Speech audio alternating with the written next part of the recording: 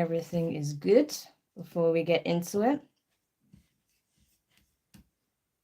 It always takes a minute to show up on my laptop that the stream is working, but I like to check because the last thing I want to do is get into a message and then, you know, it's not working. So, oh yeah, I am there. I can see myself. Awesome.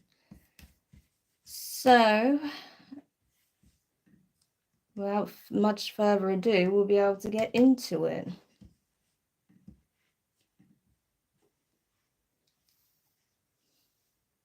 All right, let me try and position this a little bit better. Hopefully that's okay. Not sure what my fringe is doing, but there you are. That's fine. So I'm just going to get into it. So hello, everybody. Welcome to the channel, into another live stream. I'm so sorry I couldn't do it yesterday. I had a huge headache. My head was just like pounding. I think it's actually because of the air pressure. I don't know where you guys are based. I mean, a lot of you are here, there, and everywhere. But people in the UK will know what I'm talking about. Like, the weather has been obscene, okay? 1 minute it's like hot and like summer. The next minute it's like autumn, winter. I don't know. So it's just been messing with my head a little bit. So I had a huge headache yesterday. Had to rest and obviously delayed this live stream. So I'm really sorry about that. It was not my intention at all. I was planned and everything. I had everything like ready to go, but yeah, unfortunately my brain was like, no, I don't think so. But anyway, here we are. So welcome. Thank you so much for tuning in. I appreciate you guys who've been following me on the channel. Okay, those of you who've been watching the readings, I hope you enjoyed the reading that just premiered. For those of you who checked it out, kind of relevant to this week's theme, funnily enough. So maybe it timed out perfectly, especially with it being Friday the 13th and all the misconceptions around that. So the universe has its way of doing things, put it that way. Okay. So I feel like it's not by mistake. So for those of you who may be tuning in that are new, welcome. Nice to have you here. I'm High Priestess Demari. I'm a reader, a medium of sorts, a spiritual coach, and the list goes on. I don't worry too much about the title so much. It's more about what I can do in terms of supporting you guys. So the main purpose of this channel is to be a support, a guide, and to bring some insights, some messages, and whatever information you guys need that will assist you on your journey. That is the main point of this channel, okay? So hopefully you'll enjoy the lives we do here. Okay, I'm going to try and do that on a weekly basis. That's my goal. And also the readings that I put out. Okay, so you're more than welcome to check them out. There's literally hundreds at this point. Okay, and they are timeless, most of them. So feel free to dig around and see what could be relevant for you. But anyway, so the reason I'm talking about this topic is because, as you know, I put it up for a vote. And you guys chose this particular subject out of, I think, 4 subject matters, 4 or 5. Okay. You voted for this one. This one had the most votes. So that's why we're getting into this topic. So covens, cults, and secret societies. Yeah.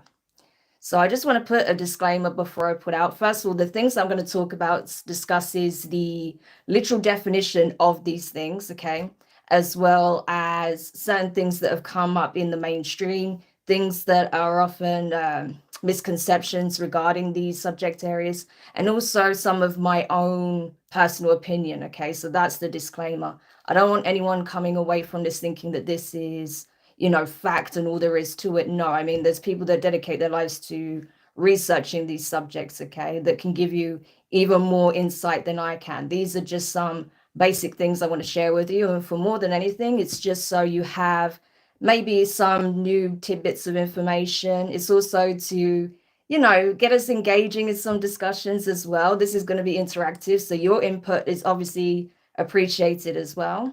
And like I said, I am not an expert. This is just based on stuff that I've observed, my own research, and literal definitions, okay? So this is by no means an all-encompassing you know, package of what it is, okay? So I just want to put that out there. So if you do have any other insights you want to add, if you have some I don't know, background knowledge do you want to share, you're more than welcome to put it in the live. That's the point. Okay, so I just want to put that out there. So before we get into it, let's just see who's actually in the chat. Nature's Galaxy, thank you for tuning in. I really appreciate it. I know you're quite busy at the moment, so I really appreciate you dropping by. Yeah, who else we have here? Ariel, welcome. Hey, love, so excited to be a part of the live stream. Oh, it's amazing to have you here. I just realized I got lipstick on my tooth. How annoying. I literally made sure there was nothing on my tooth because this lipstick is a nightmare. It just goes everywhere. And I still got lipstick on my tooth again. Is it gone? Whatever, that'll do. Who else we have here? We have Earth Ken. My ex-mother is a witch. Okay, that sounds deep. But welcome. Nice to have you here. Okay. Friday the 13th is a powerful day. It really is. It really is. This is another thing, right? The Friday the 13th, it gets a rap of being this terribly bad, very negative day where it's misfortune and terrible things happen. But that's largely because of one person, right? That's been made synonymous with bad fortune only because of one person.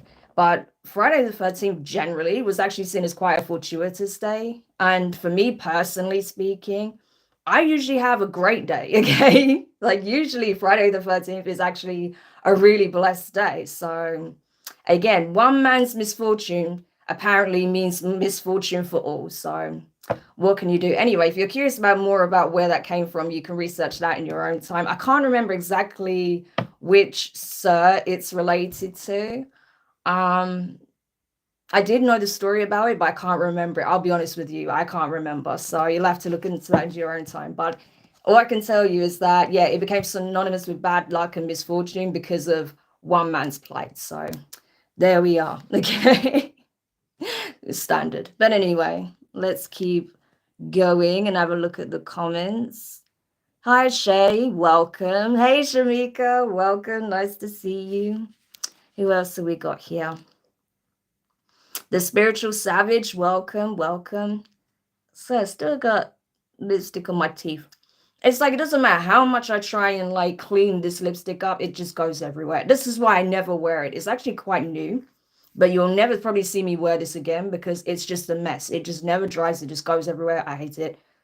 I don't recommend. I'm not gonna like name and shame it, but never again. Yeah, what else have we got here? Lunar eclipse with the North Node in Aries and South Node in Libra, powerful transitions for justice and action. Absolutely, yeah. I know there's been node changes recently. I know we also had I don't know if it was today or this, I think it was this week, but we also had the solar eclipse, the Ring of Fire type deal. I know you guys in the States have a better view of it than we do over here, but I tell you what, the sky was insanely beautiful in the twilight hours today, like especially like turning into night. It was gorgeous. It really was. The sky was like very orange, they went very pink. Oh, it was amazing. Like, you know, my little family, we just stood there gazing, you know, even Sibel was like, pretty, you know. It was a really cute moment. But yeah, if you get to check that out, definitely check that out if it hasn't been and gone already. Okay. So yeah, welcome, Spiritual Savage. Very nice to have you here. Oh, thank you. I appreciate that. It's a very sweet compliment. Put a little bit of Vaseline on your front teeth. It'll just keep the lipstick from sticking. Yeah, I think I've heard that before. I'll keep that in mind. Thank you, Shay. Like, I'll definitely keep that in mind. You know what, to be honest with you, a lot of the time I actually don't wear makeup that much because, you know, a lot of the time I kind of get about on my bike. I have a motorbike these days. So with the helmet, you know, a lot of the time I just can't be bothered because it just takes half my foundation off. So yeah, I feel like I'm not as savvy in the makeup department as I used to be, but I'll definitely keep that in mind. Thank you. Anyway, enough to do with my lipstick malfunction. Yeah, now that I'm kind of sure that the setup is working, you guys obviously can hear me okay. We'll get into it. Okay, so I already put up my disclaimer. Like I said, I am not a expert on the subject. Okay, there are other people out there that can give you more in-depth information about this, but it's just some little tidbits I wanted to discuss. Also, I wanted to open the floor to you guys as well, so it is going to be interactive, so keep that in mind. Right, to begin with, covens. What is a coven? So I'll give you the literal dictionary definition of what a coven is, right? And this is from the Merriam-Webster dictionary. Obviously, there's lots of different dictionaries. You have like the Cambridge Dictionary. Even Wikipedia has its own like definition, but take that with a grain of salt, okay? So from the actual Merriam-Webster dictionary, which is considered like one of the main ones we use, at least over here in the UK, the actual definition of a coven is a collection of individuals with similar interests or activities, a coven of intellectuals. And the other version of it is an assembly or band of witches. Okay, so interesting, right? Interesting definition, because usually you hear the word cult. Cult. We're not there yet. When you hear the word coven, what usually comes to mind as soon as you hear the word coven? What is the first thing you think of? Let me know in the chat. You know, if someone says to you the word coven, what's the very first thing that pops into your mind? Witches. Exactly, witches. Anyone else? When you hear the word coven, what's the very first thing that pops into your mind? Drop in the chat.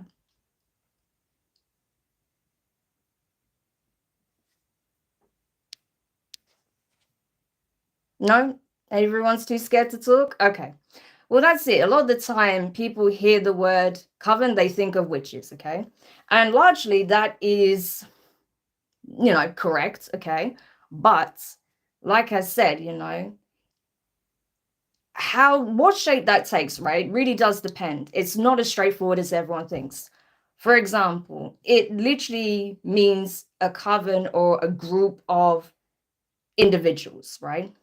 In most cases, yes, a group of witches, but like this definition even says, a group of intellectuals, which is interesting because no one would ever consider like the term intellectual with coven, right? So what is an intellectual? An intellectual is someone who has intelligence, someone who has knowledge, right? Information, someone who knows how to apply said knowledge, apply information. Well, witches do that, right? They obtain information, they learn things, and they apply that knowledge. So you can see where that comes from, right? So that's essentially just discussing the literal definition of what a coven is. Now, I have a mini quiz for you, okay, for those of you who want to take part. So it's only 3 questions, okay? Just 3 questions. So it will be fun. Just join in if you want to join in. If you don't want to join in, that's okay. First 3 questions, okay? Well, it's only 3 questions, but first question. This is something else that people don't generally know. How many witches usually constitute a coven of witches? Right? Yes, there is actually a number associated with a coven. So how many do you need for it to become a coven or to be considered a coven? And I know this is going to be debated for sure. Okay, so Spiritual Savage reckons 3. Anyone, any other takers? How many witches makes up a coven? How many witches do you need at least? Or how many witches in general makes up a coven? 3. Yeah, Ariel's, I just saw Ariel's comment, some kind of oath taken for a group interest. Ah, that's very interesting. Hold that definition, Ariel, because I'm going to come back to that later. It's very interesting you say that, okay? Very, very good answer. Very interesting answer. Okay, so far people are saying 3, okay? Spiritual Savage and Nature's Galaxy both say 3, right? 3 witches makes up a coven. Would you guys agree with that? Say yes or no in the chat if you agree at least 3 witches are needed to make a coven.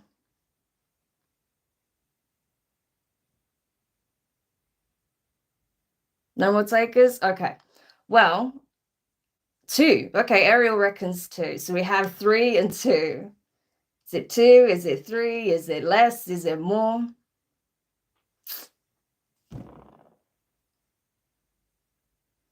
5. Oh, you're changing your answer now, Spiritual Savage. You're not so sure. So we have 2, 3, and 5. Okay, last chance to have a guess, and I'll tell you. It just dawned on you. Okay, okay. Any other takers?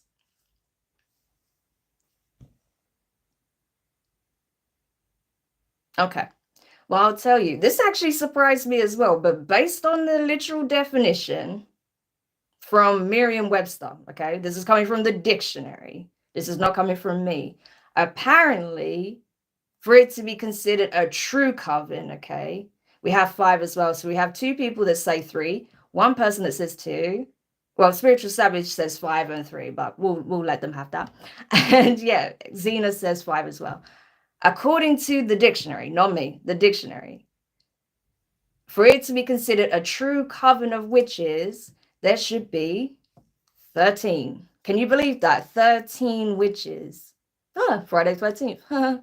Funny. Anyway, yeah, literally 13 witches, which I did not know. I don't know if any of you, I'm guessing no one else knew that, okay? That was like new knowledge for me for sure. It's like 13 witches. Wow, okay. Yeah, 13 witches for it to be considered a true coven. Of course, we know that people form their own like little intimate covens, right? Of 3, 5, 7, 8, 9, whatever, right? But yeah, it's literally considered 13 to be a true coven of witches. So very interesting. I think that probably does have something to do with it. Okay, the moon cycle and you know, the moon calendar. Okay, that probably does have something to do with it because obviously the moon plays such a heavy role in you know, witchcraft and you know, spiritual practices in general. But yeah, not planets, but zodiac signs. Yeah, based on the moon calendar, right? Yeah, I mean, that would make sense. I use the moon cycles a lot in my practices, Hannah. Yeah, well, that's it. A lot of people do. You know, and that's because, like I said, the moon is being like, it's so just like the sun. It's not only is the energy archetypal and so potent and powerful, but it's literally like on some level it's ingrained to us. Like literally our circadian rhythms are dictated by the sun and the moon. So it makes sense that, you know, that would play such a big role in, you know, spirituality and obviously people's own practices, right? So interesting. But yeah, 13. That was a new one for me for sure as well. So there you go. Something new that you can tell people if you've got like some random trivia that you want to share. You've got a new question there or a new topic there, right? You can just drop into the conversation, or you know, if it for whatever reason, if it comes up in a pub quiz or something, there you go. You've got that answer. Okay. But yeah. So let me just see what you said. What a coincidence. I know, right? The way everything's lining up. Spooky, spooky. But no, it's interesting, actually. It's easier for me to work with, and I use different aspects of the moon on my healing journey to bring things up. Definitely. I mean, the moon is extremely potent for like shadow work, right? And other forms of like other modalities of healing. Like it's so potent, it's not even funny. But yes, let's go to the next question. Okay. Question 2. So this is a true or false one, okay? So you can just put true or false in the chat. All covens are made up of female witches, true or false? All covens are made up of female witches, true or false? Hannah says false. And it's 3:33 on the clock now. I saw 3:33 twice today as well. Crazy, huh? It's funny. I was born under a new moon during a thunderstorm. So I've always felt drawn to the new moon. Ooh, very powerful. What's an Nikola Tesla? He was born during a thunderstorm as well. So there you are. So what else we got there? Spiritual Savage says true. Okay, any other takers? True or false, right? That covens are made up of strictly female witches. True or false? Ariel says false. Yeah, honestly, Hannah, you can check it out. Apparently, this is just based on what I've read in the past. That yeah, Nikola Tesla was born during a thunderstorm, and it was like around midnight or something like that. And since he was a baby, he was always drawn to like storms and stuff. And he always had this fascination with electricity as he grew up. As it became a thing, he became more and more you know, like drawn to it, that's why he kind of centered all his work around it. It's very interesting anyway. It's like, wow, that man really had a purpose. I'm telling you, what a gifted man he was. Yeah. So we have false, true, false. Ah, well, that makes sense, Hannah. So there you go. Nothing's a coincidence. Okay, so I'll tell you, the answer actually is false. There are male witches, also called warlocks often, that can be in a coven. Okay, it does happen. It's less common, but it does happen. Okay, so male witches, i.e., warlocks, can be part of a coven, but it is much rarer. Okay, so there you go. There's the answer to that. That is something I actually did know. But to be honest with you, yeah, it's just less talked about. You're less likely to see it. Especially I would say probably like a mixed coven. I don't think it's that common, but it does happen, but very rare, I would say. Okay. Now, last question. In what country will you find a coven? In what country will you find a coven in operation? Now, really think about that. What country will you find a coven in?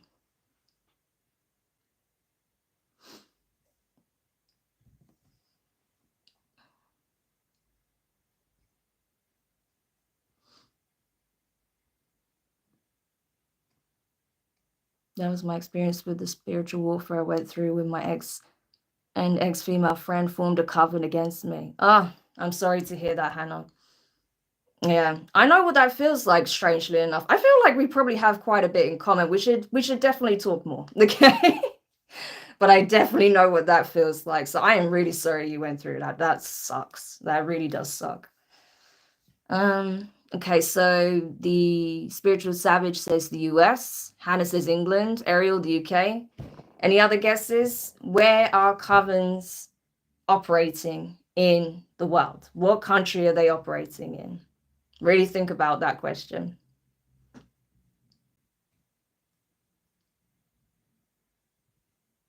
Any more takers, or I give you before I give you the answer?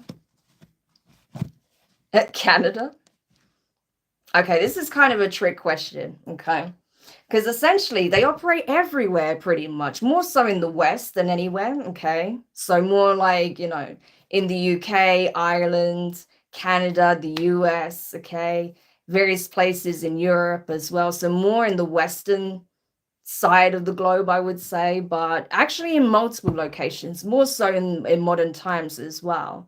Originally, you're more likely to have found, I would say, in terms of covens, the way we think it, you could say they originated in Ireland and, parts of Scotland and England for sure, and obviously Wales, definitely Wales as well, right? But very much so, there was a strong sort of affiliation to, I would say there's a strong connection with Wales and Ireland, with the Celtic connection. And I think that's largely because of the Druidic tribes that existed back in the day, right? So that's something really interesting to look at as well, the Druids, because I feel like the Druids really did influence a lot of the early day covens that, as we would, you know, identify them to be, right? I'm sure there was covens that predate that, for sure. But in terms of the way we um, define covens today, yeah, they definitely were influenced by the Druids of, ancient times back in, old England and, Scotland, Wales, Ireland, but more so Ireland and Wales, okay? So yeah, a bit of a trick question, but I was just curious to see what you guys would say. So that explains Harry Potter. Oh, Harry Potter. Everyone loves to throw that in. Whenever there's a conversation about witches or warlocks or magic, you can guarantee Harry Potter will get thrown into the mix somewhere. Um, yeah, I mean, definitely is inspired by occult knowledge and practice for sure. There's a hefty amount of occult symbolism in Harry Potter, in the books, in the movies. I mean, I've not even watched any of the Harry Potter movies in years. It's not really my bag, to be honest with you. Sorry for any of the fans, but I can see why people like it, and it is fun and it's like entertaining, and you got all the effects and the style of it, and I see the appeal, right? I really do see the appeal, and it's really well done. Okay, they have great actors, great effects, just everything about it is really well done. Okay, very polished, right? And obviously it's well written as well. But yeah, I know that my one of my younger siblings, she was like really into Harry Potter. I mean, like when the later books came out, like she was literally one of the first to get her hands on them. Like she was that dedicated to Harry Potter. So yeah, it was a big thing for her. But yeah, I was a little bit older at the time, like still a teenager, obviously, like when the movies became like super popular. But yeah, she was like pretty young and she was really into them. But yeah, different things for different people. I was more into Lord of the Rings, to be honest with you. So there's that. Um, but yeah, it is very interesting. And also, like over the years, I became more and more into Star Wars as well. But we'll save that for another subject. I'm not like a huge fan, like a mega fan, but I do really like Star Wars. But anyway, I like you. Oh, thank you, Z. No, I like you too. Welcome. Yeah, I love the story. Yeah, I can understand why Harry Potter movies introduced me to English mythology, so I've been researching that too. Awesome. That's great. Just like Star Wars. Yeah, Star Wars is obviously very spiritual in terms of all just everything. It's very spiritually geared, which is why probably I really like it. It does a great job of showing how magic is both light and dark too. Absolutely. And I think it's sad that there was so much backlash from like certain religious groups regarding Harry Potter, because it does do a very good job of showing the light and dark aspect of things. Not everything's black and white, and it really depends on not just what you use, how you use it, the intention of the person, and that it's not about, again, like you may learn a powerful spell, you may think you're hot shit, but depending on your integrity, depending on how practiced you are, it's only going to be as effective and as powerful as you are, right? That kind of thing. So I really like how they get those kind of ideas across, but also like the moral side of it is very strong in Harry Potter as well, which I really like, because morality is very key in these things, where your principles lie. So I do like that. The hidden codes in it. Yeah, tons. Like there's tons of like hidden codes, symbolism, lots of things that the general public miss that I'm just like, huh, that's interesting. Huh, that's interesting. So yeah, I bet now, because bearing in mind, like I said, it's been years since I watched it. So if I was to watch it now, I can only imagine all the things I'd pick up on. So yeah. Yeah, there's so much mythology and symbolism in Hollywood. The movie industry is very occult, has very occult storylines when you read them with intuition. Absolutely. Because it's a form of programming, just like TV programs, right? So it's by design. I mean, I don't want to get into this too much, this topic, because I could do a whole nother live or video on it, because that is a huge subject in itself, and there's a lot that I would say on that. So I'm going to save that conversation for another time. But definitely, Jedis are basically empaths who wield swords, or who wield swords when you break it down. Yeah, definitely. They're definitely intuitives, empaths, um, very, very skilled. They have obviously the ability to move objects, so telekinesis as well. Um, but some of them do have like clairaudience and clairvoyance as well, which is really interesting. Yeah, you see that with some of like the more OP main characters, that they're actually tapping into like things that have happened or things that will happen, you know. they feel the force and all of that. So yeah, it's very powerful. I love Star Wars on that, for that reason. It's awesome. But yeah, anyway, enough about Star Wars for now. Let's get back to the subject. So it's good that you guys brought this up, especially about the light and dark aspects, right? Because that's something else I wanted to talk about in terms of the type of covens, right? Because people hear covens, they hear witches, they think witches, and they think, oh, they're doing hexes and curses and all of this horrific stuff. But that's not necessarily the case, it really depends, okay? So that's why I kind of broke it into two specific factions, okay? Two groups, separate groups, in terms of the two main types of covens. Obviously, you get lots of different subgroups within that, okay? Everyone has different practices and principles and reasons for operating, but there's two main overarching groups, I would say, okay? So that which is of the light would come under nature magic and the healing arts, okay? So that's where you get those very strong ties to Druidism from, right? Which is basically like a shamanic practice, religion, okay? That's pretty much where some of these covens fall under, okay? Where it's more about the healing side of things, nature worship, nature magic, really establishing certain practices and rituals around certain cycles, in terms of like the changes of the season and the moon cycles and things of that nature, right?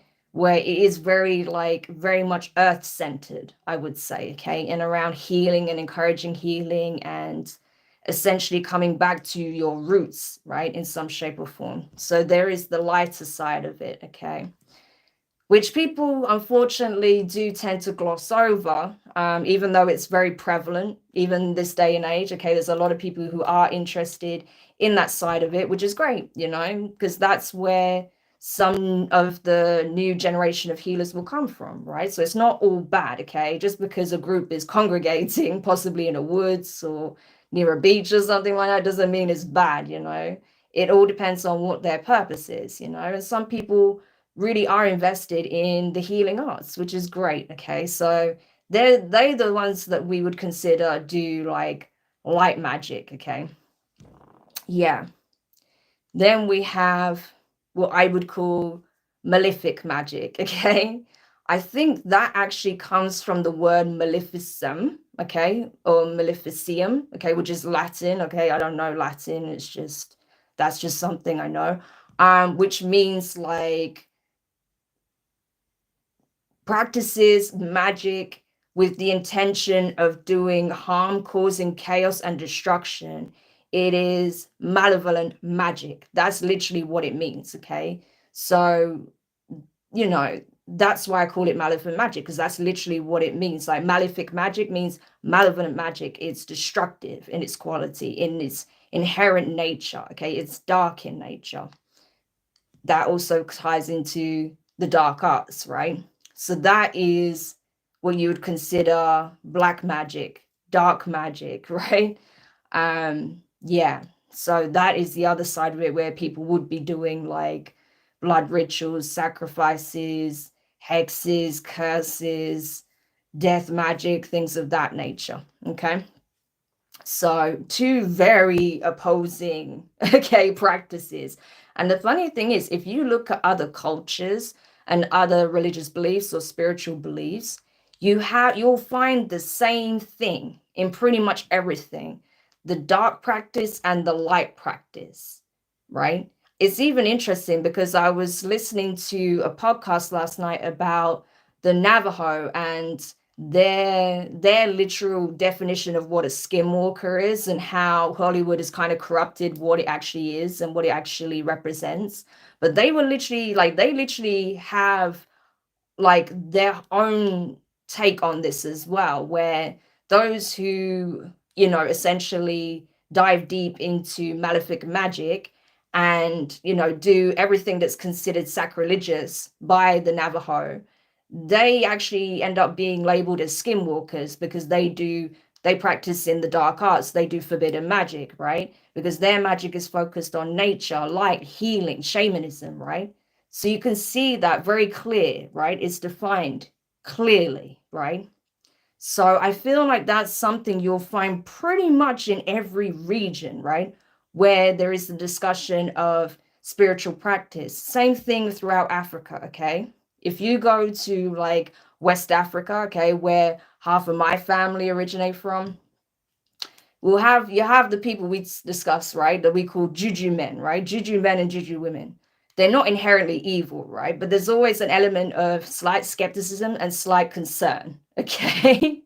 Because with juju men, they're either going to help you or hinder you. And the thing is, a lot of the time, they're actually fairly neutral. However, there are those who are strictly focused on healing, okay? And will gear their practices and concoctions and rituals around healing and bringing about prosperity, good health, things of that nature. But then you have juju men who are very malefic, that will do things to literally cause death, to cause curses in your life, disease, for things to go wrong, you know, like bad misfortune, things of that nature, right?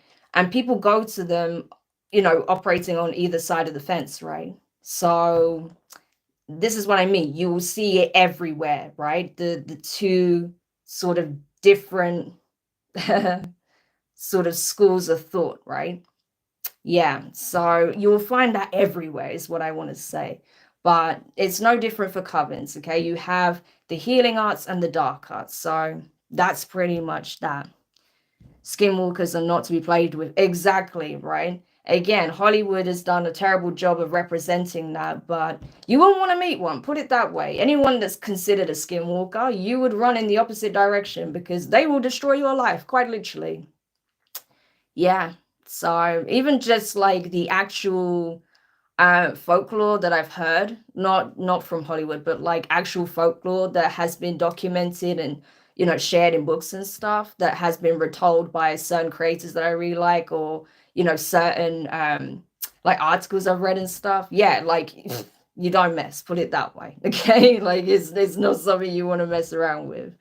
Um so yeah, and that's the thing, you know, like people considered a skinwalker, like they're blacklisted, I'm telling you, from society. You know, they won't invite them to ritual, they won't break bread with them, like nothing, because they literally bring chaos and disaster. That's their whole goal, right? So yeah, so interesting tidbit there. But obviously, like I said, I'm by no means, you know, an expert on the subject. It's just something I found interesting. So definitely do your own research into that, okay? If that's something that you found interesting.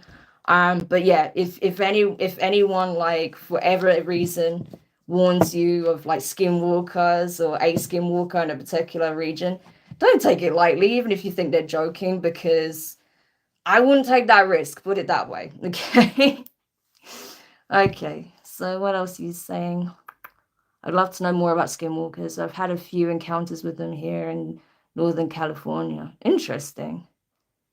You're a great teacher, by the way. Oh, thank you. Yeah, I just like to, you know, share my thoughts, you know, some information I pick up and, you know, just engage with you guys. So I'm glad you find it interesting, you know. That's the whole point. I want it to be engaging and not me just talking at you, because, you know, there's classrooms for that. So yeah. Or, you know, you can just do a course or whatever. Had an encounter with a Wendigo spiritually near my property as it was passing through, since my county was purchased from native people. Oh yeah, that's a whole nother subject. Yes. Yeah, when sacred lands are not respected and the people who are actually residing on them first, yeah, that's not a fun time. So I'm sorry if you had some scary encounters as a result of that. That's another thing, like Wendigos are supposed to be absolutely terrifying as well. We should all go work at Hogwarts. Yeah. Actually, have any of you guys seen the attraction at Hogwarts here in the UK? They have like, it's like a theme park here where you can actually go there. I know they had like the theatre play as well in London. I don't know if it's still going. But yeah, like there's like a theater play, there's like an actual like amusement type deal of Hogwarts, and you can go get butterbeer and stuff like that. I think my younger sister went, excuse me, I'm pretty sure she went with my other sister. So yeah, there's a whole theme park here that you can check out for you you know, Hogwarts fans, for you Harry Potter fans. So definitely look into that. And if you do pop by the UK, you're welcome to give me a wave, say hi, you know, drop me a message. But yeah, it's eye-opening too. The energy was bone too. Yeah, I bet. Like bone chilling. Yeah, I bet. Like I figured that's what you meant, but yeah, I can only imagine the vibrations, you know, the atmosphere, you know. Oh no. I tell you what, I've been wanting to actually like, I don't know, like have some kind of discussion about some of my spiritual experiences, because I tell you what, I've encountered a lot, okay? Can't say I've ever met a Wendigo, okay? At least not that I know of, but I'm in the UK, so the chances are pretty slim. Because as far as I know, they seem to be more prevalent in the US, right? But yeah, I've never seen a Wendigo. Um, as far as I know, not a skinwalker either. I hope I never come across one, because I could probably do without that. But many other types of cryptids, entities, you'd be shocked probably for some of you. So there is a lot of stories I could share based on experiences I've had with that. So if you're curious to hear some of my experiences, okay, true stories about my experiences I've had with, you know, the unknown, let me know. I'll be more than happy to do like a little live discussion on that, you know, one of these days. Because I think it'd be fun actually to share with you guys some of my experiences. Not something I get to talk about very often for obvious reasons, but yeah, there has been a lot. Okay, so if you're curious, feel free to let me know if that's something you would like me to do. I want to go so bad. I bet. Yeah, definitely look into that. I'm not sure how much the tickets are. Obviously, like, you know, if you're abroad, you'll have to get flight and whatever, but I'm not sure how much the actual the entrance fees are, but I don't think it's like crazy money. All the animal noises went quiet. Oh God, that's always a telltale sign that something's wrong. When it goes dead quiet and you don't hear a peep from any of the animals, like, ooh, no. Yeah, it's more northern US, northwest, northeast. Yeah, that makes sense, right? I don't think that's something you'll necessarily encounter over here. Fireside chats about experiences would be an awesome Halloween episode. Definitely. We can do that though, for sure, you know. And that's the thing, I love hearing you guys, you know, share your thoughts and feelings and experiences as well. So maybe we could do that. Maybe we can do that for maybe the next live or the one after that. Let me know if that's what you guys want, and we'll arrange it. We'll arrange it, okay? So, okay, let's go on, because there's something else I wanted to discuss with regards to covens, because bearing in mind, we've still got to cover cults and secret societies, but honestly, it's fun chatting to you guys anyway, so it's all good. So with the origins, as I mentioned, the origin of the word coven, okay, it actually comes from the Latin coventus, which means convent, right? Also the Old French convent and covent, okay, which simply means a meeting, gathering, or assembly. So that kind of comes into the other definition of a gathering of intellectuals or an assembly of intellectuals, right? That's what it literally comes from, like just a gathering of sorts, right? But it even has ties to obviously like covenant, right? And convent. So interesting. What else have I got here? Oh yeah, to be honest, when it comes to the actual, you know, origins of a coven, as in the first coven to ever exist, it's impossible to say, as I said, because, you know, who was alive at that time? I don't think the first coven was ever documented, right? But I suspect that it does have a very strong link to Druids, okay? Because it makes sense with, like I said, like the nature magic side of it and Druidic practice. Also, bearing in mind, you know, whilst Druids were actually like the early shamans of the UK and Ireland, there was the dark side, right? There were dark Druids as well as light Druids. So I feel like it does stem from that, right? And those practices, because obviously, blood sacrifice and things like that, animal sacrifice did happen back then. There were druids that were actively doing that, okay? So, yeah, there is that, okay? So that's kind of, that's the other thing. It's hard to say exactly what the first Coven. Coven was, but I suspect that's where it stemmed from.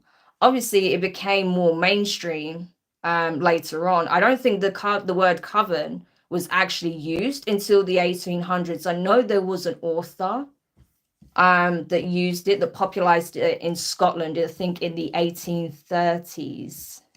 Let me see if I can quickly find his name.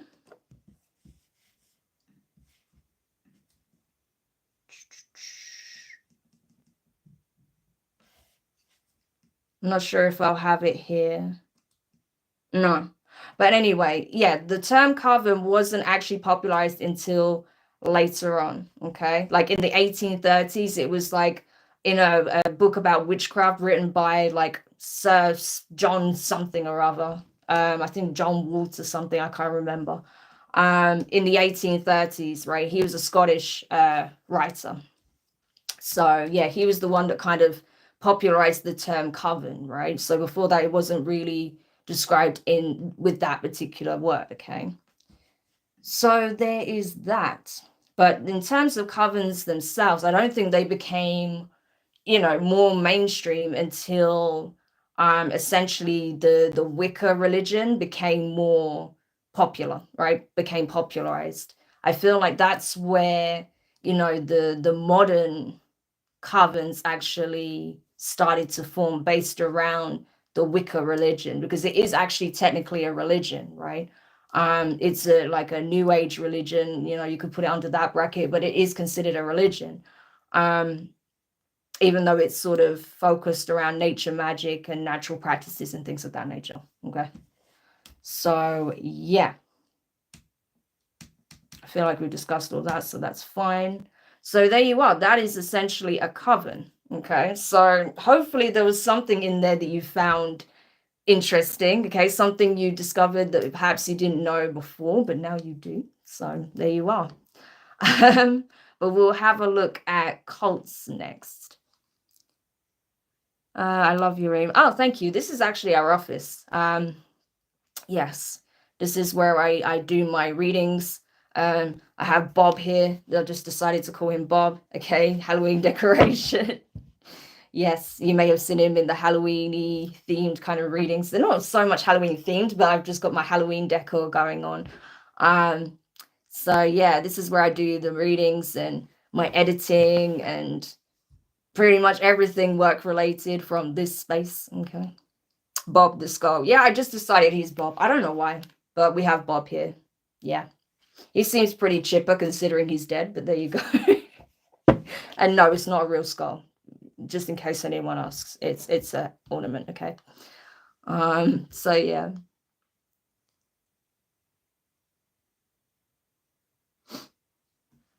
I looked up the etymology of coven, the other variant group of women or men in a monastery or convent. Exactly, right? It has ties to this. They have the same ties in terms of the etymological origins of the word, right? As I mentioned, covenant is also tied to it, like you say, monastery as well. Exactly, which is men and women. You see, it's all coming together. You see. Anyway, cults. That's what we're doing next. But this is it, like just by mentioning this, you went off and did some research. So this is the point, right? It's good to just like look into things from time to time, stuff that you don't always necessarily think about, but it may have some relevance in the future, or it may give you some tidbit of information that's just good to know. Okay. So yeah, it's always good to research. Thank you for the live today. It keeps my brain working. You're welcome. This also helps to keep my brain working as well. So I feel like it's mutually beneficial. Yeah, especially because when I get into readings, I'm just like, I'm getting the messages, I'm interpreting what I'm seeing, but I'm also channeling a lot of the time as well. So I'm just trying to get the words out that I feel makes sense with what I'm feeling and seeing. But sometimes it's nice to actually just sit back and discuss a topic and, do a little bit of digging and research as well, because I don't feel like I've been doing as much of that recently, and that's something I love doing. So yeah, it's just good to do that, to be honest. Yeah. Subject karma. Not really sure what that means, but okay. The last reading you posted about the evil Mama Sandra confirmed a lot of the downloads I got this week. Okay, so I'm glad that was beneficial, Hannah. Because yeah, that energy's been popping up every now and then. So, and I got like a very strong like confirmation this week. What was I doing? I was watching a series, and this woman, she turned to the dark arts, like she was an older woman, and it just like started firing things off in my brain. And I was just like, oh my gosh, yeah, that pertains to those messages I was getting before, right? So and that's when I started to sort of piece together that's kind of what was happening. So I wanted to look into that more. So yeah, I'm glad you found that useful. Okay. So now we're going into the topic of cults. Yes, our favorite here on the channel. Oh gosh, how many cults have we picked up on in readings? My God, right? Quite a few. Quite a few cults, unfortunately, but they do exist. There's far more of them than you know, and they operate in many different capacities, okay? Yes. So, what is a cult? What is a cult? Too many have been targeted by my ex-friend's cult. Yeah. There are a lot of cults in operation. So what is a cult? Okay, so the definition of a cult is a religious, right? Okay, so bear in mind, I'm just going to give you the full thing. There is actually sections to this thing, right? It's not going to be long, but there's parts to it, okay? So just bear with me. The definition is, according to Merriam-Webster, a religious group often living together who's like, okay, before I start, that's not the Merriam Webster definition. This is the Cambridge, right? Bear in mind, this is the Cambridge Dictionary definition, which I find funny, okay? This is literally written on the website. You can check this out for yourself. A religious group often living together whose beliefs are considered extreme or strange by many people. Yeah, that's literally what Cambridge has said is the literal definition of a cult, right? Cambridge Dictionary. A religious group often living together whose beliefs are considered extreme or strange by many people. Oh, I'm sorry, but I had to put that in there. It's too funny. Oh, gosh. Yeah, that's hilarious. Living together. I know. As soon as I said that, like, as soon as I read that, a religious group often living together, I was like, hang on. What kind of definition is this? But yeah, that's Cambridge Dictionary for you, okay? So I would say that's more like the populist take, okay, on what a cult is. Sorry, but that tickled me when I read that. So yeah, that's the Cambridge definition.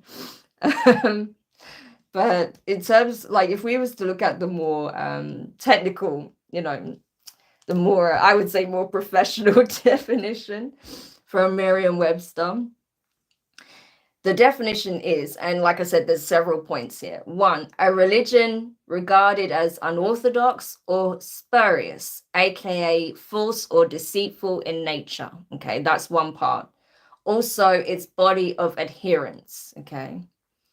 Another definition, a great devotion to a person, idea, object, movement, or work, such as a film or a book, criticizing how the media promotes the cult of a celebrity, for example, right? That's an example, like the media criticizing the promotion of a cult of a celebrity.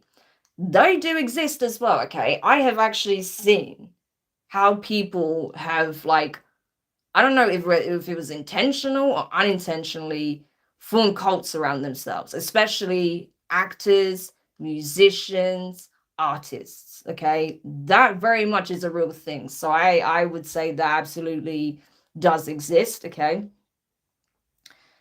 Also, it can be considered devotion to a literary or intellectual fad. Okay, so possibly literary works or like a concept or an idea or a construct. Okay, so a cult can be formed around that as well.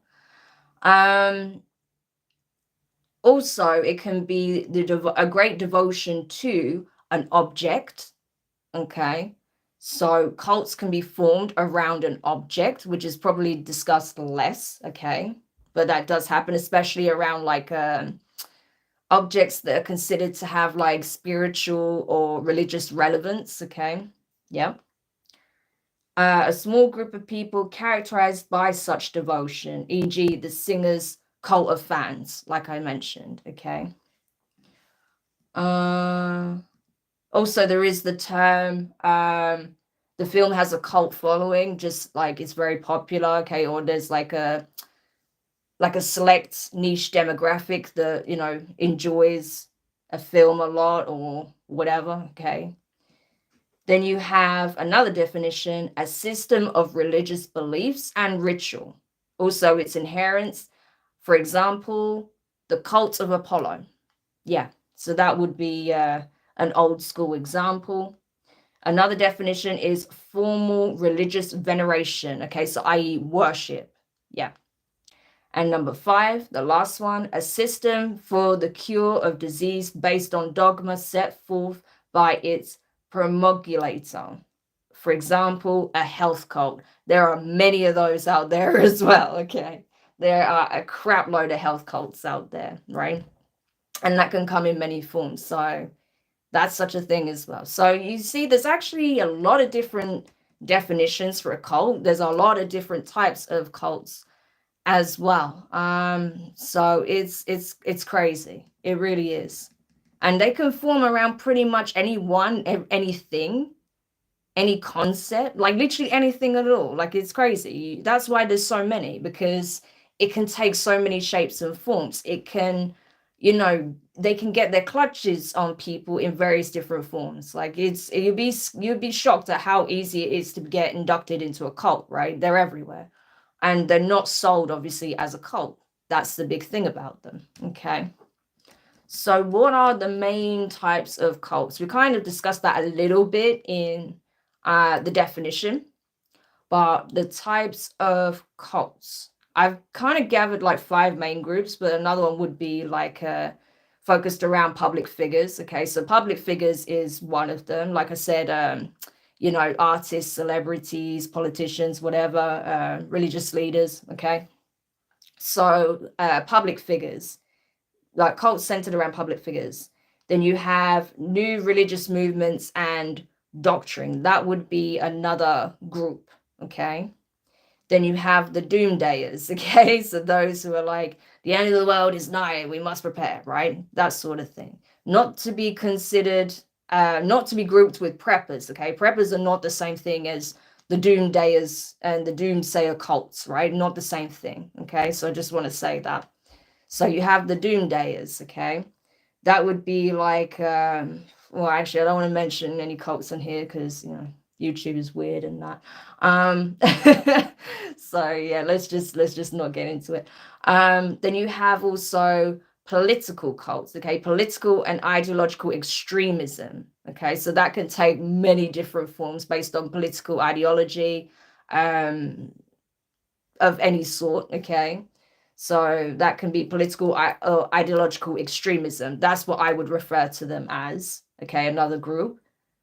The fifth group I've identified would be self-improvement groups. So that would be like your health fads, and the ones that are centered around like maybe pushing products, okay, like pyramid schemes, okay. So it kind of ties into the next category, but you have your health groups, which could be like around certain health products or a health fad, okay.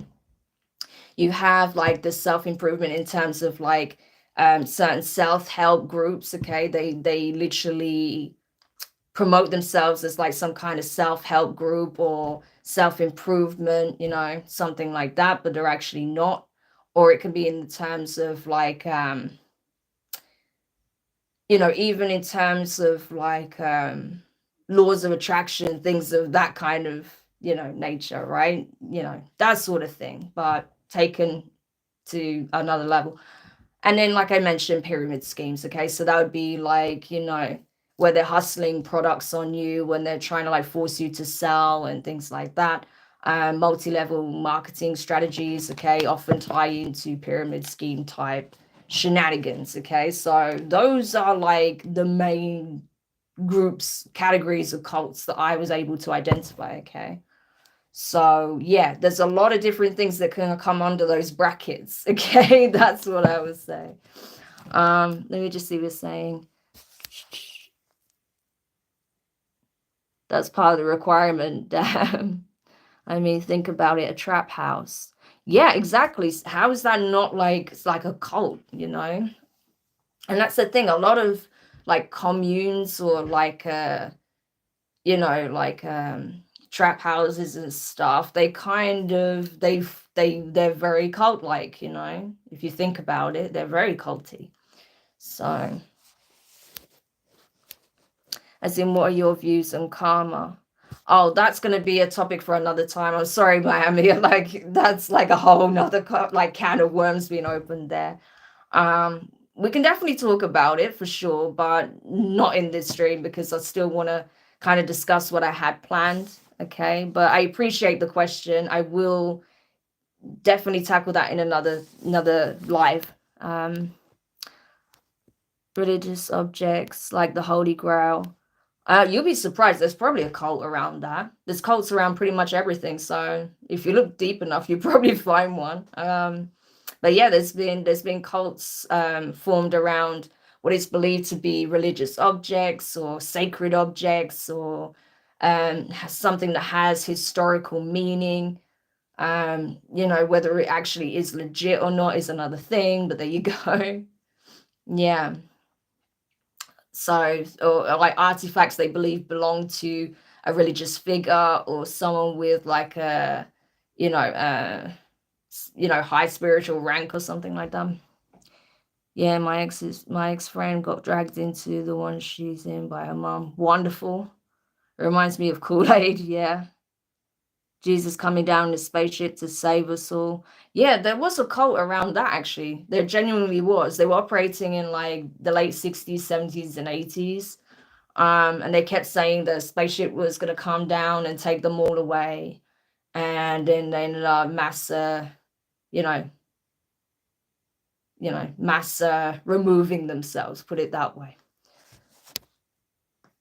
Religious figures too, right? Yep, there's definitely cults around religious figures. There's also people who have fashioned themselves as religious figures. You know, I can't even tell you how many cults have centered around a leader that has referred to themselves as the second coming of Christ, as, you know, the reincarnation of Jesus Christ. You know, it's actually insane. It's like, oh, there's been a lot of Jesuses that have come back, you know. It's like, Jesus who exactly? Are you sure you're talking about Jesus? Is it Jesus? Jesus of Nazareth, Jesus, you know? Or Jesus from down the road? That might make more sense, you know, but, you know, that's, anyway.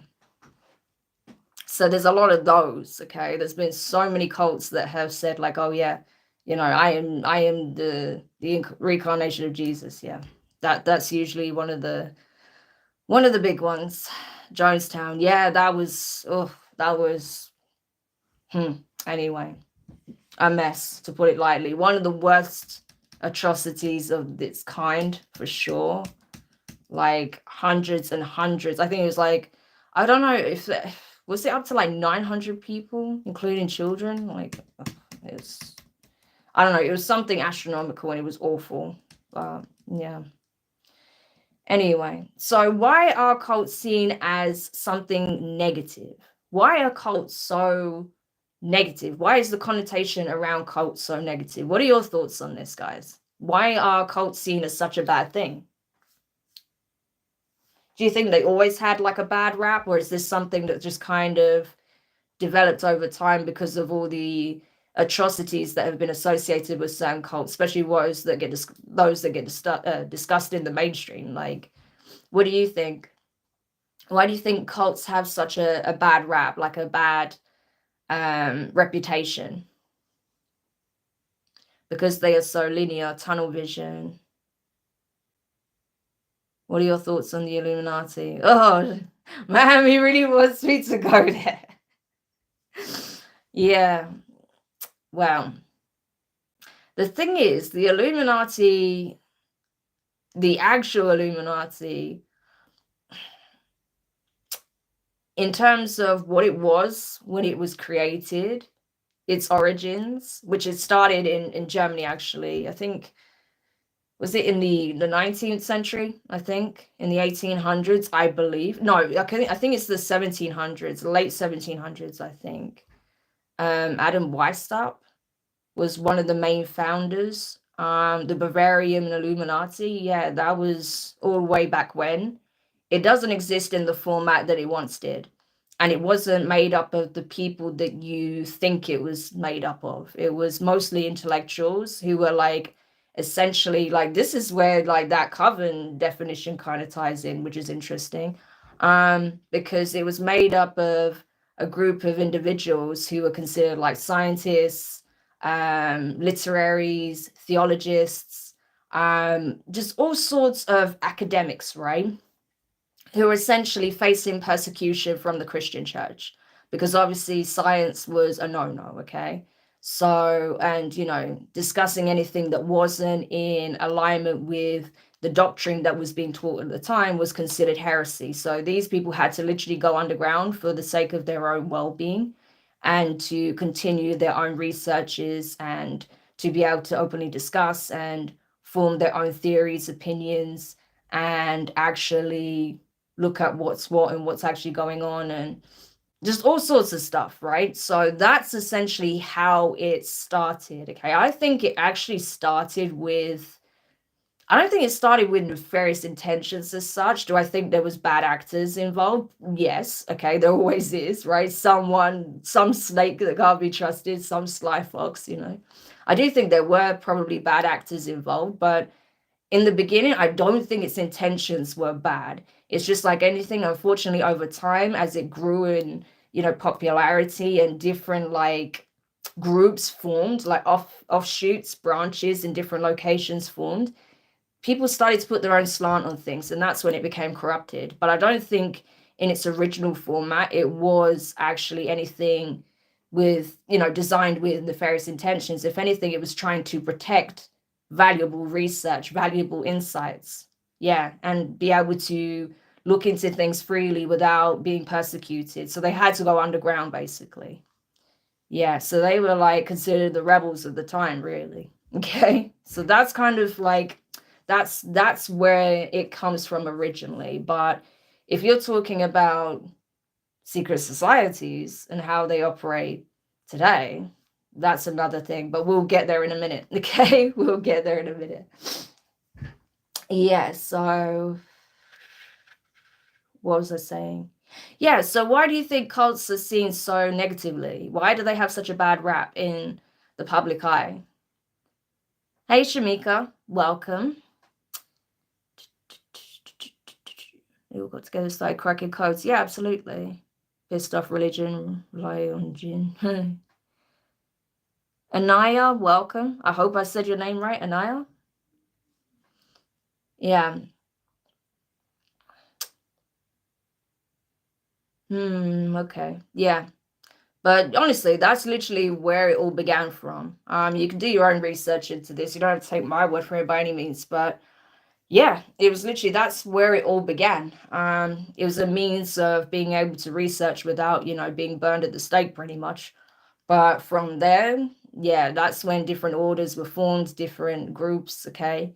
That's when certain groups went more into like the esoteric and occult side of things, okay? Because obviously the more that you're looking into like natural sciences and, alchemy and, physics, quantum physics, things of that nature, you're gonna go down a rabbit hole like any research, right? And I think that's when things started to change and shift, and different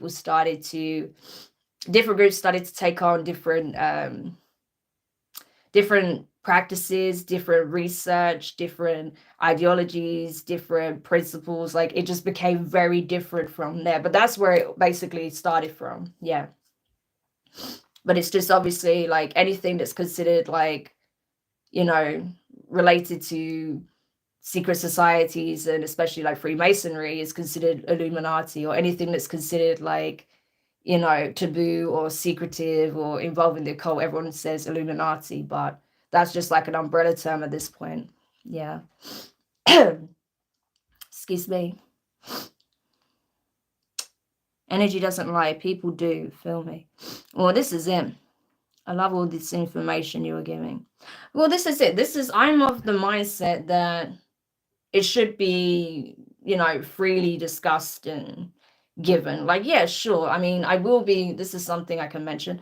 I will be hosting like, recording. I hope to in the future host like live masterclasses, but at least initially, I will be recording masterclasses around specific subjects. Okay, so that will obviously be paid content. But in terms of like general discussions on topics and stuff, yeah, I like to be able to discuss things freely. And I think, you know, it's important to share knowledge, share information, to, you know, for it to go both ways as well. You know, like I always say, you know, there's always something that I can learn as well. There's always something that, you know, can spark a new thought or a new way of looking at things for me. So I'm always very open-minded with a lot of things. You know, there's certain things, okay, when it comes to certain principles and morals that I have and feel very strongly about.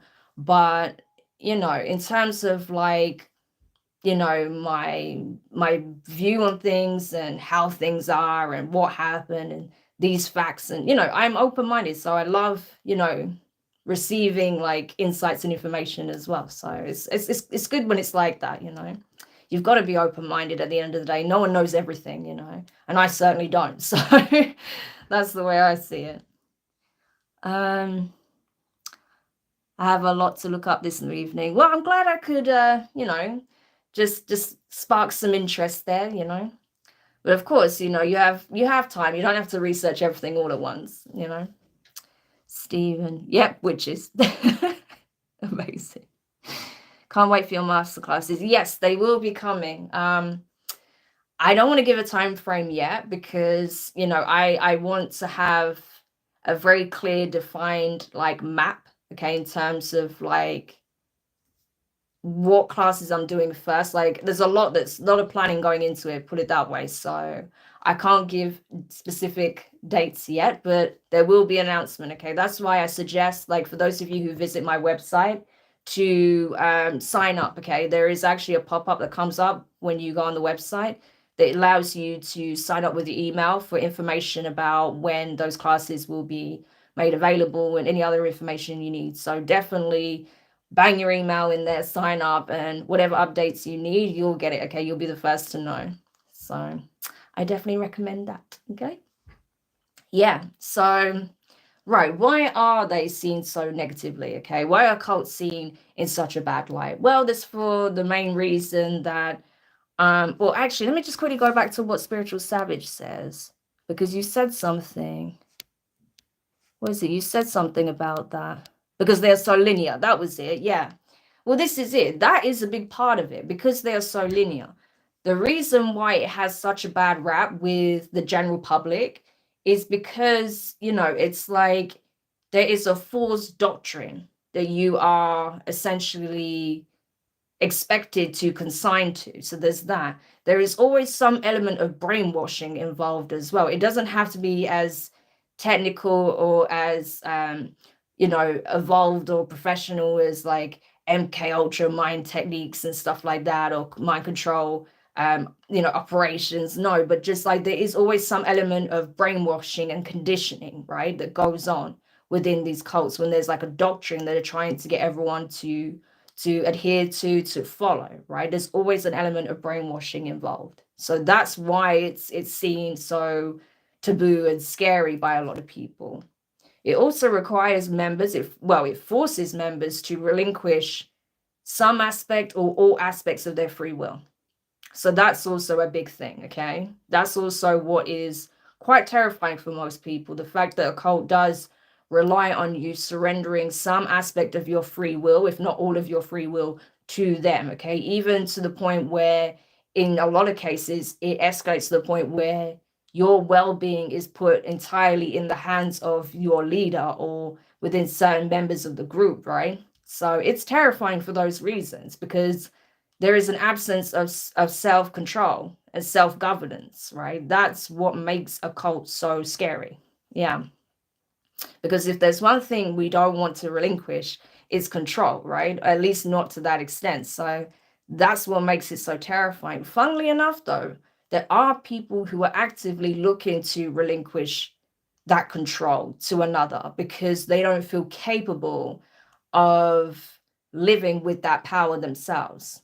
That sounds strange, but I can promise you it does happen. If I was to look at it from a psychological viewpoint, because I did study psychology for 4 years and I was working in mental health for a year. So I have actually seen elements of this, not, people in cults, but like I have seen people who seemingly want to relinquish control over themselves and their lives to an authority, to a figure, um, to someone seemingly in charge or someone seemingly above them in some capacity. So that does happen. There are people who will willingly surrender that control without any form of coercion because they feel like they just need a reason to continue, right? So that does happen as well. Okay. So yeah, that's essentially cults in a nutshell. Okay. So hopefully you found aspects of that interesting as well. Maybe there's something insightful there as well. And now, last but not least, we're getting into the territory of a secret society. Yes, the infamous secret societies, the probably least known type of group, okay? Hence, secret society. So, what is the definition of a secret society? There was someone who mentioned this. I want to say it was Ariel that mentioned this. I don't know if they're still around, but they mentioned this. I believe it was Ariel that said this, but it was interesting they mentioned this in terms of a coven because it really does relate to a secret society. The definition by Merriam-Webster is this: any of various oath-bound societies often devoted to brotherhood, moral discipline, and mutual assistance. Okay, so any of the various oath-bound societies are often devoted to brotherhood, moral discipline, and mutual assistance. Yeah. So that's the thing. That's the literal, definition, dictionary definition of what a secret society is. And that is largely how they operate, which may be surprising to some of you, but they are literally bound to certain oaths, certain principles, right? Certain ways of doing things, and they take it very seriously as well. Okay. There's a good excerpt, right, from Colin Dickey. Okay, it was published in the Smithsonian magazine on the 11th of July this year. Okay, and his quote was, "But a secret society with its own laws and norms, answerable solely to its own members, can't exist in a democracy for long if those norms aren't in line with the rest of the countries." And that is very true. That's why there is so much secrecy, because a lot of the time, these secret societies have their own rules. They don't adhere to the rules of the land, right, of the country they operate in. They feel like they're I don't know, their ruling body, or the principles that are outlined in whatever doctrine they follow, that is the governing body, right, that they adhere to, not that of the state, right? So that's why there is so much secrecy there, right? Because obviously there may be certain things that come to light in terms of what they do or what they've done that could be considered unlawful by the laws of the land, and they could actually be criminally charged for, right? So there is that, okay? But that's not to say that all secret societies are necessarily carrying out things that are illegal. It's just, if there is anything they do that could land them in hot water, They want to make sure that that doesn't reach the public eye, right? Hence the secrecy, as well as wanting to preserve and keep certain traditions, information, knowledge, practices, affairs secret, right? So, why are how, or rather, how are secret societies different to cults? Secret societies are largely formed by those who belong to a specific demographic. For example, the ultra wealthy and connected, okay? So people in politics, high up in like different industries, things of that nature, business. Then you have those who have a specific rank within a religion, okay? Then you have those who are considered worthy spiritual practitioners to be inducted or initiated, okay? So those are like the sort of main types of individuals that may form or belong to a secret society. Okay. So there is a need for some reason, on some level, to keep the activities, membership, and communication between members confidential. Whereas with cults, they don't necessarily have to operate that way, which is true as well, right? Cults don't necessarily have to be so secretive. In some ways, they try to keep certain things that they do under wraps for the same reason, for one of the same reasons secret societies do, because they don't want to get in trouble, right? But that doesn't mean a cult necessarily has to be secret, right? A lot of them operate in the open, just under the guise of something else, right? They promote themselves as one thing when they're actually another. Whereas secret societies, they don't do that. They keep it quiet, okay? So there's that. Also, cult leaders can change the rules seemingly on a whim. And in a lot of cases where in secret societies, there is actually a very clear guideline, set of principles, rules that every member has to adhere to. So that's another difference, right? Because often what I found whenever I have, listened to the story of a cult or researched the cult for whatever reason, because I just find this story interesting, or I'm trying to figure out how the hell did that even happen in the first place. Or when I've had cults appear on my table, when I'm reading on them. What you'll find as well is that a lot of cults, especially the cult leaders, it's like their views, their opinions, their rules will just suddenly change, right? It will start to change over time. And they might just, as they get more comfortable with the power that they wield and the control that they have over their congregation, their members, their group, they just start, making things up out of nowhere, right? Changing things on a whim, right? So suddenly one rule no longer applies. Now there's another set of rules, or, one thing you could do in the past, you can do now, or there's other things you can't do that you used to be able to do, or there's certain things they want you to do now that was never a requirement before, right? They'll just suddenly make things up as they go. But whereas with a secret society, that doesn't tend to happen. Like that's pretty much unheard of. I think that doesn't really tend to happen. Um, with a secret society, there's usually very strict rules, guidelines that they follow, almost like a Bible of their own, right? Where they follow it by the letter. And if anyone is found like not following the guidelines, not adhering to the rules, then there can be some very strong consequences for that, right? Because it's seen as a breach of an oath. An oath is taken very seriously, kind of like when you're in court, right? You're swearing an oath on the Bible. It's like that, right, in these secret societies. So they take that very seriously. Yeah. The thing is, though, little can be said about the subject as each society varies from the next, right? So talking about is like an overarching theme. It's difficult because each society is different from the next. And what makes them so effective and prevalent is their secrecy. That's the whole point, right? Some information can be found and that has been leaked in relation to some of the more infamous secret societies that are relatively well known due to their ties to the rich and famous, as well as various establishments, which has on some level compromised their secrecy, right? Obviously, certain people do talk about those who have become more well known that are tied to, like I say, certain establishments, like say certain universities, Ivy Leagues, right? Things of that nature. Certain people in positions of power, authority, right? That has ties to those secret societies. So yeah, there are some that have become almost mainstream. It's almost become a meme, right?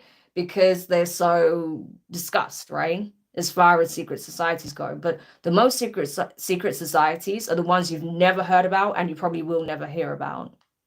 I don't know if any of you guys have seen John Wick. Have any of you guys watched those movies?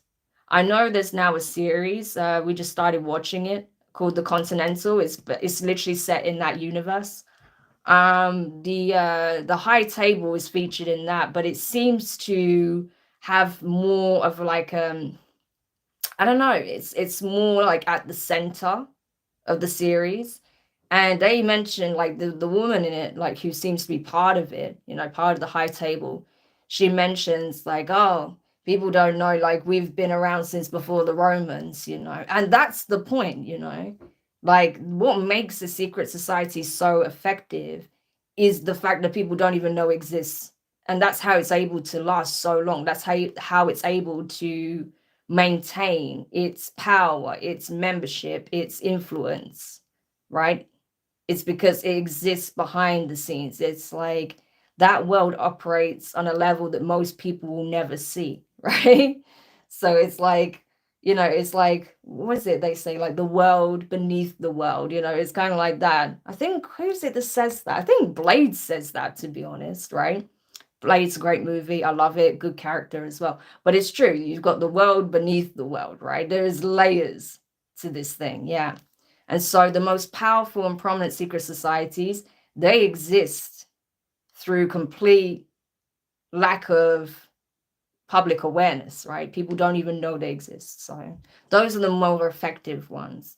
So there are those who are actually, there are some that would say are actually running things on this planet, okay, that are made up of people you've never heard of a day in your life. They're the ones that actually run things. So, but that's a topic for another time. Anyway, so peace and love heading out for the day. Have a great rest of your day. Oh, thank you. You too. Have a good one. Take care. Yeah, so that is essentially it in a nutshell. Didn't get into it as much with secret societies because, like I say, they're secret, right? And also, there's certain things I don't want to talk about too much, like specifics, because, uh, it's a nightmare on YouTube. That's what I'm gonna say. Okay, it's not easy on these YouTube streets talking about certain things, especially if you don't want to, have your channel shadow banned or your content being essentially hidden, because it does happen. So that's why with certain things I can't go into certain specifics, because I'm just asking basically to have my channel shadow banned at that point. So yeah, unfortunately that's the case. But at least when I come to do my masterclasses and have content elsewhere, then that's not so much of an issue, right? So definitely worth sticking around to find out more about that when the time is right. But that's essentially it in terms of the little discussion. I say little discussion. We've been talking for nearly an hour and a half now. But yeah, that was the discussion aspect of the live. It was really good to have that back and forth with you guys. So I hope you guys enjoyed it as well. But now we're going to look into pulling some energies, pulling on this energy with regards to cults, covens, and secret societies. And if there's anything you guys need to know pertaining to those energies, because as you know, these things have been coming up on the channel, okay, periodically. I've been tapping into different cults, different secret societies, different groups, okay, different covens. So we'll see if there's anything that needs to come out, that needs to be said pertaining to this energy that would be beneficial to you at this time. The Tower, Scorpio energy, Ace of Cups, the Eight of Cups, the Four of Wands, and we have the Star, Aquarius energy. Yeah. So there's definitely like a paradigm shift taking place. And I think that's because, a lot of people, there's like a mass awakening taking place. So I feel like a lot of people are starting to see through the deception. It's like as they sort of awaken to themselves, awaken to what they really are, who they really are, what they really represent, i.e. love. They can see where that's absent. They can see where that energy is actually being channeled elsewhere. Okay. And it's like, okay, where is that energy being channeled? What's it being channeled into? Okay, this group. Why this group? This group's, there's something off about this group. So a lot of people are actually awakening to the cults that actually exist, the covens that exist in their environment. Okay. That's what this is speaking on. There is an awakening, awareness, and there's also exposure. That's where there's a clash of energies right now. A lot of people have been feeling like conflicting energy, like this sort of gray cloud, like a storm that's like brewing above their heads. They feel that. And that's because of this, because of these clashing of energies, because of the exposure, because people can't keep doing their dirt in the dark and not being seen. More and more people are being seen. Like Spiritual Savage says, energy doesn't lie, right? So it's like more people that are becoming more in tune with not only themselves on an emotional level, their own heart, their own being, right? And the different aspects of self, different facets of self, they're starting to pick up on that within other people as well around them. So it's becoming increasingly clearer or more clear what is actually taking place energetically. Yeah. But there is discord that's coming with this, of course, right? There is discord, there can be stress, there can be resistance, right? People do not want to be seen doing what they're doing, right? Obviously. So there will be like some backlash, okay? Especially if you, like myself, expose this type of thing. You can expect that there will be some kind of backlash at times, right? But the point is you have the tools needed, you have the awareness, you have the ability to protect yourself from any kind of backlash, okay? But I feel like most backlash that you would necessarily pick up on if you are exposing any of this or speaking on any of this, right? Or if they even just simply know you're aware, the most they can do in most cases, okay, I can't speak on all situations, but mostly the forms it would come in is spiritual attacks and psychological warfare. You know, those are the main two tactics that they would rely upon. But I feel like you have the means to identify that, okay? Especially if you know like something is out of the ordinary, out of sorts, out of the norm. Yeah. What else? Six of Pentacles. Justice. Everything is balancing out. It's all about restoring balance. And that's the thing. I've had a lot of people crying to me that there is no justice. They're not seeing justice. Nothing is changing. I've had these two cards come out together in multiple readings now. It keeps coming out. I'm telling you. If you hadn't seen it, you will see it. If you don't feel it, you will. And even in cases where you don't directly see it, it's happening regardless. Trust me. Everything is balancing out karmically, and in terms of universal law, okay? Because that's the thing as well. It's not always about what we consider to be justice. It's about what actually balances things in the universe, right? The grand scheme of things, the bigger picture. So it doesn't always take the shape and form that we expect it to. But that doesn't mean that we won't get out justice, right? In a given situation where we have been wronged or there has been an injustice made to us, right? The sun, yeah. This is literally like illumination. This is awareness. This is clarity. Okay, this is a light, a spotlight being shone on these activities, on these people's energy, right? Their choices, what they're doing, how they're abusing the trust of those close to them, those who they say they're for, but they're actually against, those who they have chosen to be an enemy to, right? Yeah. So illumination and justice is very strong at this time. So I feel like this, I've said this before in readings not that long ago, that I even mentioned this, I think, in the previous life, that there would be some kind of backlash, and I've definitely been feeling that energy recently. And I feel like that's just being confirmed here, right? And in the readings that have followed since then. that there's definitely been some kind of retaliation, but it's been futile, okay? Pretty much, like I said. And all it's done is ensured that that whatever they do now is just illuminated further. It's just like, I don't even know, cutting off your nose to spite your face at this point is just ridiculous. Because this is full illumination. This is the scales being balanced. This is justice. This is karma. This is the divine, the Hierophant, Taurus energy. Yeah, the Ten of Cups. I'm telling you, the tribe is on the move, right? The divine, the tribe, yeah.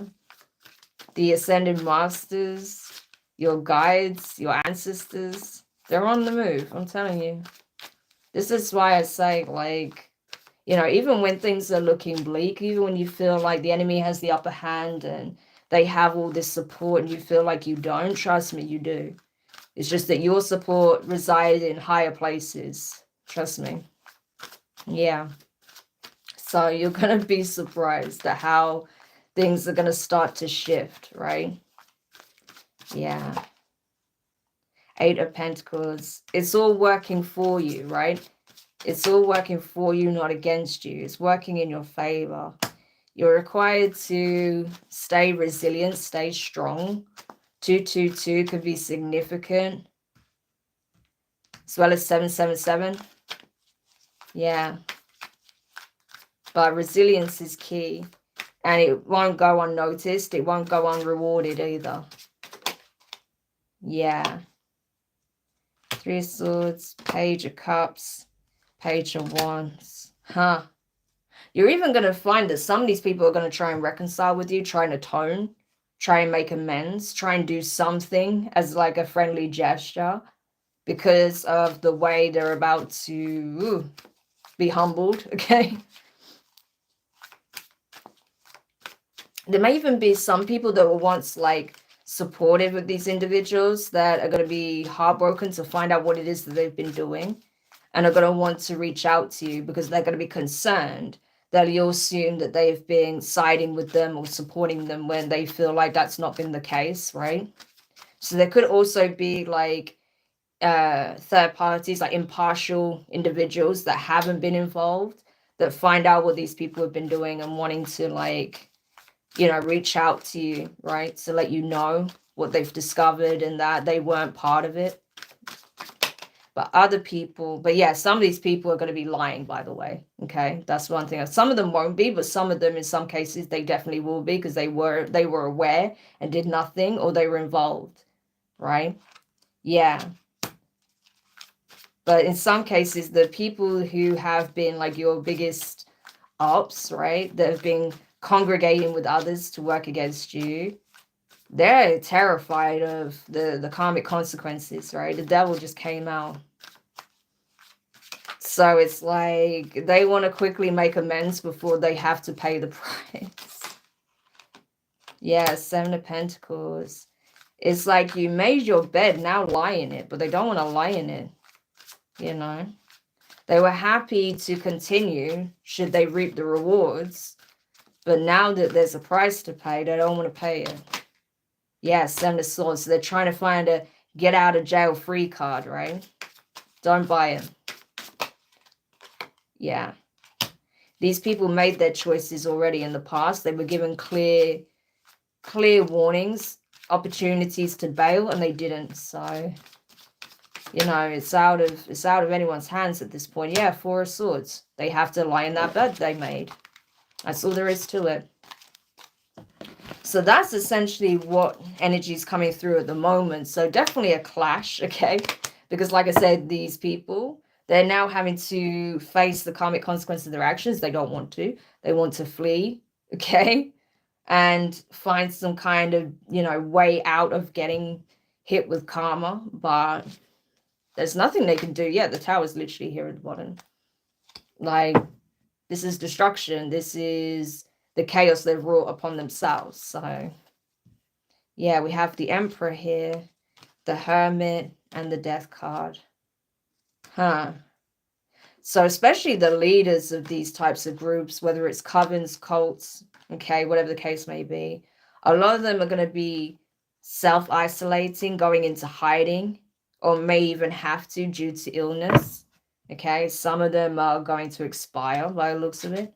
Others of them, they're just simply going to possibly flee and put an end to their allegiance with these entities that they've been working with, these groups, these practices that they've been involved in. Yeah. So it can go either way, but I tell you what, some of these people are not going to make it. I keep getting this. It's not that even that I'm wishing this upon them, but this is literally what comes through. The Emperor, the Hermit, the Death. This is like literally Dark Night of the Soul, leading to permanent endings. Either they transform or they're removed. It's that simple. So they have a lot to atone for, and if they don't make any attempt to do so, I feel like some of these people will be taken out of here. That's what it looks like. So it is no joke, okay? The divine is not playing. They've given people ample opportunity to choose another path, and what do? They keep spitting it in the face of the divine and those who have been trying to lead them back to the light. So it is what it is, you know. That's all I can say, really. So yeah, hopefully that helps whoever needed to know that, needed that message. Essentially your situation hasn't gone unnoticed, okay? That's what you need to know. If you've been targeted by anyone involved in any kind of dark coven, cult, or secret society, it hasn't gone unnoticed, and it is being addressed, handled head on, okay? But yeah, this has been a really fun live. Like, I really enjoy doing this. I love doing lives anyway, but I really enjoyed doing this one, like with it being like really interactive and, you know, just talking to you guys and stuff, getting your own thoughts and questions and stuff. So thank you so much to everyone who has participated. I know some of you have had to go, and that's fine. You may watch this back at a later time, but thank you so much for just being part of it, for participating when you have, for those of you who have, for those of you watching after the fact. I hope you find this interesting.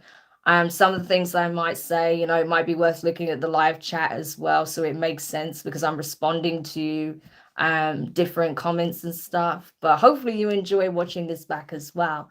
And like I said, you know, if you'd like for me to host a live where we discuss like real life experiences with like, you know, strange phenomena and things like that, let me know in the comments and we'll do that. Also, like I said, if you're curious to learn more about my upcoming masterclasses, you can find the information on my website. There's a pop-up where you can enter your email address to join, okay, the mailing list for more information when that's available. But for now, thank you so much for checking out. If you did find this enjoyable, useful, interesting, hit the thumbs up. I really appreciate it. Subscribe to the channel if you haven't already. I'd love to have you a part of the tribe. And of course, if there's anything you want me to discuss in the future, okay, anything we haven't discussed as a topic that you think would be interesting, you can leave that in the comments as well. I'll definitely take your suggestions on board. But for now, have an amazing weekend. Enjoy the rest of your Friday the 13th, okay? And I'll speak to you guys later. Bye.